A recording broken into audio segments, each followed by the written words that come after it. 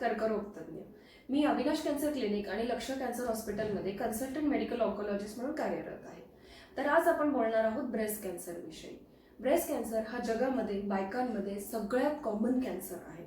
जगामध्ये breast cancer related जेवढ्या पण मृत्यू होतात त्यातल्या 23% मृत्यू या ब्रेस्ट कॅन्सरमुळे आहेत. तर याच्यावरून तुम्ही समजू शकता की हा कॅन्सर आता किती महत्त्वाचा झालेला आहे आणि दिवसेंदिवस याचं प्रमाण वाढतच चाललं आहे. त्यामुळे आज आपण ह्याच्यामध्ये बोलणार आहोत की ब्रेस्ट कॅन्सर हा कुठल्या कुठल्या कारणांमुळे होऊ शकतो, म्हणजेच त्याचे रिस्क फॅक्टर्स काय आहेत. आणि दुसरी गोष्ट म्हणजे स्क्रीनिंग ऑफ ब्रेस्ट कॅन्सर म्हणजे काय, म्हणजेच अशा कुठल्या मेथड्सनी ब्रेस्ट कॅन्सरचं निदान हे लवकर केलं जाऊ शकतं. आता जेव्हा पण एखाद्या लेडीजला किंवा एखाद्या बाईला ब्रेस्टमध्ये गाठ जाणवते, बऱ्याच वेळेस ते खूप संकोच करतात. त्यांना भीती पण वाटते की ही कॅन्सरची आहे का, आणि ते खूप वेळेस पुढे येत नाहीत, डॉक्टरला दाखवत नाहीत. तर मी अशा वेळेस असं सांगू इच्छिते की तुम्हाला कधी पण जर असं वाटलं की ब्रेस्टमध्ये गाठ आहे तर तुम्ही येऊन डॉक्टरांना भेटा, कारण प्रत्येक गाठी कॅन्सरचीच आहे असं नाही. बऱ्याच गाठी ह्या बिनाईन असू शकतात आणि त्या शस्त्रक्रियेने बरे होतात. पण काही गाठी या कॅन्सरच्या असल्या म्हणजे त्या अशा गाठी असतात की त्या शरीरामध्ये दुसऱ्या अवयवांमध्ये पसरू शकतात. मग अशा वेळेस तुम्हाला ऑन्कोलॉजिस्टला भेटणं गरजेचं आहे आणि त्याची पुढची ट्रीटमेंट समजून घेणं गरजेचं आहे. त्यामुळे जर कोणाला पण ब्रेस्टमध्ये गाठ आढळली तर तुम्ही अजिबात ती टाळू नका, डॉक्टरला भेटायचं टाळू नका आणि कॅन्सरला अजिबात घाबरू नका. तुम्ही लवकरात लवकर एखाद्या ऑन्कोलॉजिस्टला भेटून त्याची पुढची ट्रीटमेंट समजून घ्या. तर आज आपण बोलणार आहोत महत्त्वाचं म्हणजे की ब्रेस्ट कॅन्सरचे रिस्क फॅक्टर्स काय आहेत. आता ब्रेस्ट कॅन्सर हा कुठल्या कुठल्या कारणांमुळे होतो, त्यातलं सगळ्यात पहिलं आणि महत्त्वाचं कारण आहे एज. सो जसं जसं वय वाढतं तसं कॅन्सरचं प्रमाण हे वाढतच जातं.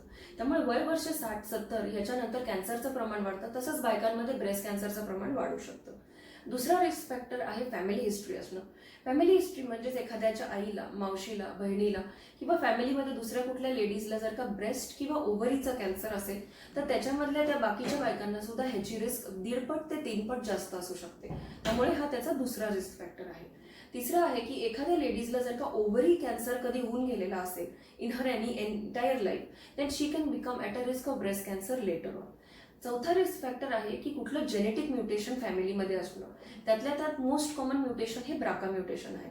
जर का ब्राका म्युटेशन असेल फॅमिलीमध्ये तर या लेडीजला ब्रेस्ट कॅन्सर आणि ओव्हरी कॅन्सरची रिस्क वाढू शकते. तर असं कुठलं जेनेटिक म्युटेशन असेल तरी सुद्धा तुमचं ब्रेस्ट कॅन्सरची रिस्क ही वाढू शकते. तर हा झाला 4th रिस्क फॅक्टर. त्याच्यानंतर 5th रिस्क फॅक्टर आणि जो सगळ्यात कॉमन आहे, these are nothing but hormonal factors. आता हॉर्मोनल फॅक्टर्स म्हणजे काय की अशा लेडीज की ज्यांचं लग्न लेट होतं आणि ज्यांना मूल हे more than after the age of 35 years होतं, तर they become at a risk of breast cancer. किंवा अशा लेडीज त्यांना पूर्ण आयुष्यामध्ये मूल झालेलंच नाही किंवा मूल झालेलं आहे पण त्यांनी ब्रेस्ट फिडिंग केलेली नाही, so they become at a very high risk of breast cancer later in their life. अजून अशा लेडीज ज्यांची पाळी खूप लवकर आली, जसं 13 वर्षाच्या आधी, किंवा ज्यांना मेनोपॉज लेट झाला आफ्टर द एज ऑफ 50 और 55 इयर्स, यांच्यामध्ये सुद्धा ब्रेस्ट कॅन्सरची रिस्क ही वाढू शकते. आणि शेवटचा रिस्क फॅक्टर म्हणजे लाईफस्टाईल फॅक्टर्स, म्हणजे ज्यांचं वजन बाहेर आहे, जे न्यूट्रिशियस डाएट फॉलो करत नाही, ज्यांना काही व्यसन आहे जसं स्मोकिंग, अल्कोहोल, अशा लेडीजला सुद्धा ब्रेस्ट कॅन्सरची रिलेटिव्हली रिस्क वाढू शकते. आणि अजून एक महत्त्वाचा फॅक्टर म्हणजे ज्या मुलींना लहान वयामध्ये कुठल्या दुसऱ्या कारणांसाठी, जसं फॉर एक्झाम्पल हॉजकिन्स लिम्फोमासाठी चेस्टला रेडिएशन मिळालंय, अशा वेळेस सुद्धा त्यांना ब्रेस्ट कॅन्सरची रिस्क वाढू शकते. तर हे झाले सगळे असे कारण ज्याच्यामुळे ब्रेस्ट कॅन्सरची रिस्क वाढू शकते. त्याला आपण also we call them as risk factors for breast cancer. Now coming to the second part म्हणजे स्क्रीनिंग मेथड्स. आता प्रिव्हेन्शन ज्याला म्हणतो, म्हणजे प्रिव्हेन्शन हा ब्रेस्ट कॅन्सर हा आपण कसा काय टाळू शकतो, याचे 2 मेथड्स असतात. आता प्रायमरी प्रिव्हेन्शन म्हणजे काय की ज्यांच्या लेडीजमध्ये ब्रेस्ट कॅन्सर नाहीये आणि आपल्याला तो प्रिव्हेंट करायचा आहे, म्हणजे जसं तुम्ही हेल्दी लाईफस्टाईल फॉलो केली, वजन प्रमाणाबाहेर वाढू दिलं नाही, एक हेल्दी वजन मेंटेन केलं, न्यूट्रिशियस डाएट फॉलो केलं, व्यसन नसेल तुम्हाला जसं स्मोकिंग आणि अल्कोहोल, तर this is like having all a good lifestyle आणि this is in a way you are preventing your risk for breast cancer. आणि दुसरी गोष्ट इज सेकंडरी प्रिव्हेन्शन. आता सेकंडरी प्रिव्हेन्शन म्हणजे काय, सेकंडरी प्रिव्हेन्शन म्हणजे असं असतं की ज्याच्यामध्ये एखाद्याला कॅन्सर झालाय पण तो आपण लवकर डिटेक्ट करण्याचा प्रयत्न करतोय, याला स्क्रीनिंग मेथड्स म्हणतात. आता स्क्रीनिंग मेथड्समध्ये सगळ्यात पहिलं आणि इम्पॉर्टंट इज ब्रेस्ट मॅमोग्रॅम. हा शब्द आता तुम्ही बऱ्याच जणांनी बऱ्याच वेळेस ऐकला असेल की मॅमोग्रॅमचे तुम्ही टीव्हीमध्ये ॲड्स बघता, पेपरमध्ये ॲड्स असतात, मॅमोग्राफीचे क्रॅम्प्स असतात. तर तुम्हाला असं वाटत असेल मॅमोग्रॅम म्हणजे नक्की काय असतो. तर मॅमोग्राम म्हणजे is nothing but X-ray of the breast. जसं आता आपण काही कारणांमुळे एक्सरे करतो, जसं पायाचा लागलं तर किंवा चेस्ट एक्सरे खोकला झाला तर तसाच ब्रेस्टचा एक्सरे करणं म्हणजेच मॅमोग्राम असतो. मॅमोग्राममुळे जर का कुठली गाठ असेल ही लवकरात लवकर आपल्याला कळू शकते. म्हणजे वेनेवर ती आपल्या एखाद्याला हाताला नसेल आली पण ती मॅमोग्राम हा लवकर डिटेक्ट करू शकतो. Mammogram is very easy, convenient, it is a very easy procedure. हे तुमच्या जवळपास कुठेही अवेलेबल असतं, जवळच्या हॉस्पिटल, रेडिओलॉजी लॅब, आणि हे करणं फार सोपं आहे. त्यामुळे तुम्ही आता मॅमोग्राम हा कधी रेकमेंडेड आहे, ज्या बायका वयाच्या 40व्या वर्षाला आहेत, so after the age of 40 years दरवर्षी एक मॅमोग्राम हा तुम्ही केला पाहिजे. This is the standard recommendation as of now. आता ज्या बायकांना फॅमिली हिस्ट्री आहे किंवा काही जेनेटिक फॅक्टर्स आहेत त्यांना आपण मॅमोग्राम थोडा लवकर सांगतो, like by the age of 30 years असो. या सगळ्या ह्याच्यासाठी तुम्ही तुमच्या ऑन्कोलॉजिस्टशी डिस्कस करू शकता. But for the common population after the age of 40 annual mammogram is what is recommended. त्यामुळे दरवर्षी 40व्या वर्षाच्या नंतर मॅमोग्राम हा केला पाहिजे. आता ही झाली पहिली स्क्रीनिंग मेथड. दुसरी screening method is breast self examination.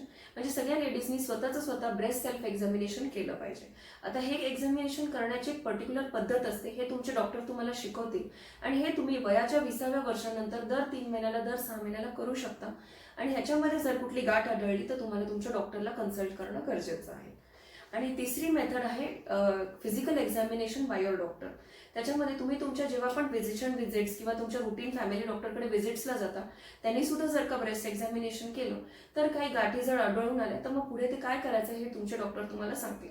This is also recommended after the age of 20 years. 20 इयर्सच्या नंतर वर्षातून 2दा-3दा तुम्ही तुमच्या डॉक्टरकडे जेव्हा पण जाल तुम्ही फिजिकल एक्झामिनेशनमध्ये ब्रेस्टचा चेकअप सुद्धा करून घेऊ शकता.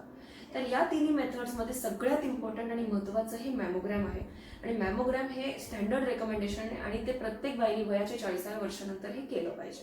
तर आता हे झाले स्क्रीनिंग मेथड्स. जर का या कुठल्याही मेथडमध्ये गाठ आढळली तर पुढे आम्ही त्याच्याबद्दल काय करतो की त्याच्याची बायोप्सी केली जाते. त्या गाठीची बायोप्सी म्हणजे काय? बायोप्सी म्हणजे एक सुई, it is a needle procedure. म्हणजे एक सुई घालून त्या गाठीमधून एक छोटासा तुकडा काढतो आणि तो पॅथॉलॉजिस्टकडे पाठवतो आणि पॅथॉलॉजिस्ट त्याचा ॲनालिसिस करतात आणि त्याच्यामध्ये कॅन्सर आहे की नाही हे ते आम्हाला कळवतात. त्यामुळे सेकंड स्टेप आफ्टर एनी, जर का कुठली गाठ झाली डिटेक्ट तर त्याच्यानंतरची पुढची स्टेप असते त्याची बायोप्सी करणं.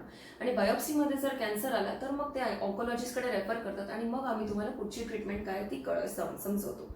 आणि त्याच्या पुढचे पाऊल असं असतं की जेव्हा कॅन्सर डायग्नोज होतं तर third step is to stage the patient. आणि स्टेजिंगसाठी मग आम्ही तुम्हाला एक्सरे, सोनोग्राफीज किंवा पेट सिटी स्कॅन हे सांगू शकतो.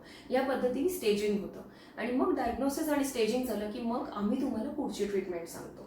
तर आज आपण ह्याबद्दल बोललेलो आहोत की रिस्क फॅक्टर्स काय आहेत, स्क्रीनिंग मेथड्स काय आहेत.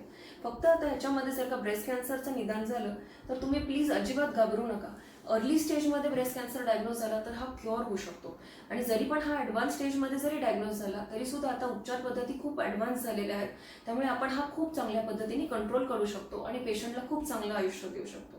तर आता मी एवढाच मेसेज देऊ इच्छिते की तुम्ही वयाच्या 40व्या वर्षानंतर सगळ्या हेल्दी बायकांनी ॲन्युअल मॅमोग्राम केला पाहिजे. आणि जर त्याच्यामध्ये कुठली पण गाठ आली तर तुम्ही लवकरात लवकर तुमच्या ऑन्कोलॉजिस्टला कन्सल्ट केलं पाहिजे. थँक्यू.